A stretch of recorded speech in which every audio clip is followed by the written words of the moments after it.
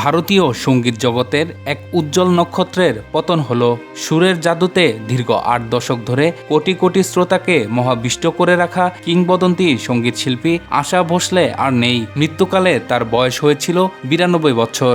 রবিবার ১২ এপ্রিল আশা ভোসলের ছেলে আনন্দ ভোসলে তার মৃত্যুর খবর নিশ্চিত করে বলেন, মা আর নেই। আগামীকাল সোমবার ১৩ এপ্রিল বিকেল ৪টায় মুম্বাইয়ের শিবাজি পার্কে তার শেষকৃত্য সম্পন্ন হবে। গত শনিবার ১১ এপ্রিল শারীরিক অসুস্থতার কারণে মুম্বাইয়ের ব্রিজ ক্যান্ডি হাসপাতালে ভর্তি করা হয়েছিল এই শিল্পীকে। তার নাতনি জুনাই ভোসলে সামাজিক যোগাযোগ মাধ্যম এক্সে জানিয়েছিলেন যে চরম ক্লান্তি এবং বুকে সংক্রমণের কারণে তাকে হাসপাতালে নেওয়া হয়। অসংখ্য কালজয়ী গানের কারিগর আশা ভোসলে চলতি বছরের ৮ সেপ্টেম্বর ৯৩ বছরে পা দিতেন। তার মৃত্যুতে সঙ্গীত অঙ্গন ও ভক্তদের মাঝে শোকের ছায়া নেমে এসেছে।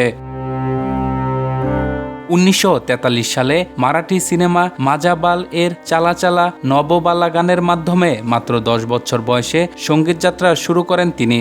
শুরুতে ও হাসিনা জুলফন ওয়ালির মতো চটল নাচের গানের জন্য পরিচিতি পেলেও পরবর্তীতে দিল চিস কেয়া হে বা তেরা মন দর্পণ কেহেলায়ের মতো শাস্ত্রীয় ও গজল ঘরানার গানে নিজের অসামান্য দক্ষতা প্রমাণ করেন। সুর সম্রাজ্ঞী লতা মঙ্গেশকরের ছোট বোন হওয়া সত্ত্বেও আশা ভোসলে নিজের স্বতন্ত্র পরিচয় গড়ে তুলেছিলেন। লতা আশার ব্যক্তিগত রেশারেশি নিয়ে মুখরোচক গল্প থাকলেও তারা কখনো তা স্বীকার করেননি। এক সাক্ষাৎকারে আশা বলেছিলেন, মানুষ আমাদের মধ্যে বিভেদ সৃষ্টির চেষ্টা করত, কিন্তু রক্ত সবসময় পানির চেয়েও ঘন।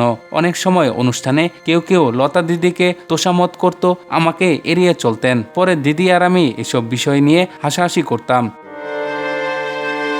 পণ্ডিত দীননাথ মঙ্গেশকর ও সেবন্তী মঙ্গেশকর দম্পতির ৫ সন্তানের মধ্যে আশা ছিলেন মেঝ।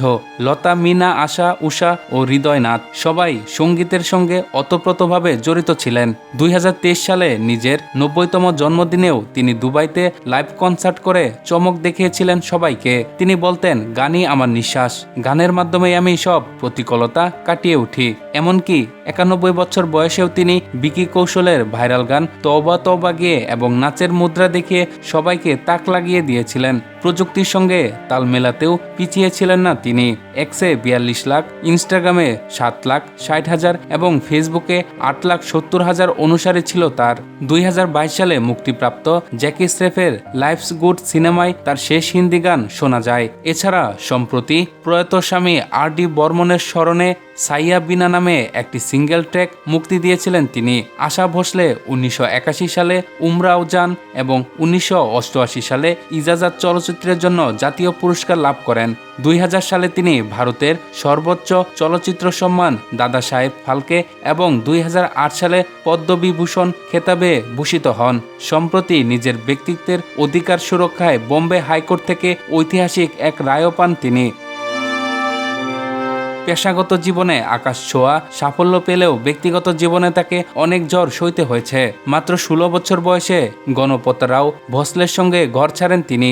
সেই সংসারে তার ৩ সন্তান হয়। তবে ১৯৬০ সালে বিবাহ বিচ্ছেদের পর ১৯৮০ সালে তিনি সুরকার রাহুল দেব আর.ডি. বর্মনকে বিয়ে করেন। জীবনের বড় ধাক্কা আসে তখন ২০১২ সালে মেয়ে বর্ষা আত্মহত্যা করেন এবং ২০১৫ সালে বড় ছেলে হেমন্ত ক্যান্সারে মারা যান। তার একমাত্র জীবিত সন্তান মেজ ছেলে আনন্দ ভোসলে। একটি যুগের অবসান হলো ঠিকই, কিন্তু আশা ভোসলের কণ্ঠ বেঁচে থাকবে তার রেখে যাওয়া কয়েক হাজার গানের মাঝে। সূত্র NDTV।